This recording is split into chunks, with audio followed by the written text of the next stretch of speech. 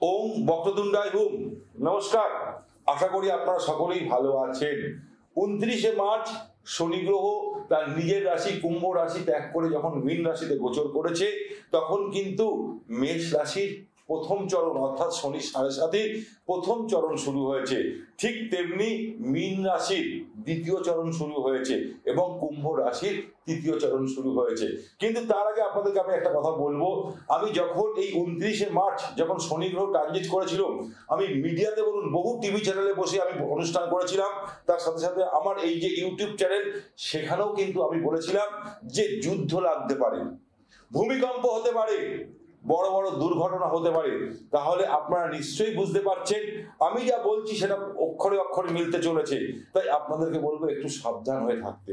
তাহলে এবার আমি চলে আসবো আমার মেষ রাশির জাতকদের অনুষ্ঠানের একদম মেষ রাশির জাতকদের প্রথম চরণ অর্থাৎ শনি 7.5 প্রথম চরণ অর্থাৎ এই 2.5 বছর যদি কি উপায় করবে তাদের জীবনকে সুখ সমৃদ্ধি বৃদ্ধি পাওয়ার জন্য। দেখুন, শনিদেবের নাম শুনলে আমরা ভয় আটকে উঠি, এই বুঝি আমাদের সব শেষ হয়ে গেল, আর কিছু মনে হয় ফিরে আসবে না, শনিদেব সবকিছু আমাদের নিচে। আদেও না, শনিদেব হচ্ছে ন্যায়ের দেবতা, কর্মের দেবতা। যেমন আপনি কর্ম করবেন তেমন আপনি ফল পাবেন। আমি বারবার আমার এই অনুষ্ঠানে বলে এসেছি। তাই আপনাদেরকে বলবো, যারা আমার নিয়মিত শ্রোতা তাদেরকে বলবো চ্যানেলটাকে সাবস্ক্রাইব করে রাখুন, এবং যারা আমার নতুন শ্রোতা, যারা আমার দেখছেন নতুন ভাবে দেখছেন আমার এই চ্যানেলটা, আপনাদের কাছে যত চলে গেছে তাদেরকে নতুন শ্রোতাদের বলবো সাবস্ক্রাইব করুন, বেল আইকন প্রেস করুন, তার সাথে সাথে আপনার বন্ধু বান্ধব আত্মীয় স্বজনকে শেয়ার করুন। দেখুন, আপনি যে রাশিরই হোক যে লগ্নেরই হোক, আপনাকে সবার আগে বলবো হনুমানজির পুজো করুন। শনিদেবের হাত থেকে বাঁচবার জন্য একটাই পথ, সেটা হচ্ছে হনুমানজির পুজো করুন, হনুমান চল্লিশা ডেলি পাঠ করুন। দেখুন, আপনার জীবনে যে শনির কুপ্রভাব চলছিল সেখান থেকে আপনি অতি অবশ্যই রক্ষা পাবেন।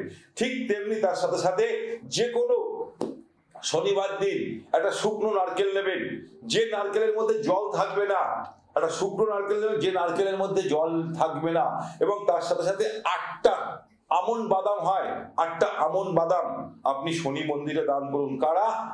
মেষ রাশির জাতকেরা যাদের প্রথম অর্থাৎ শনি 7.5 প্রথম চরণ চলছে, তাদেরকে বলবো যে কোনো একটা শনিবার দিন, যদি শুক্লাপক্ষের শনিবার হয় বা কৃষ্ণপক্ষের শনিবার হয় সেটা খুব ভালো হয়। কৃষ্ণপক্ষের যেদিনকে শনিবার থাকে সেদিনকে যদি আপনি গিয়ে একটা শুকনো নারকেল এবং 8টা আমন বাদাম হয়, আমন বাদাম, সেটা যদি গিয়ে আপনি শনি মন্দিরে আপনার নাম গোত্র করে আসতে পারেন, খুব ভালো হয়।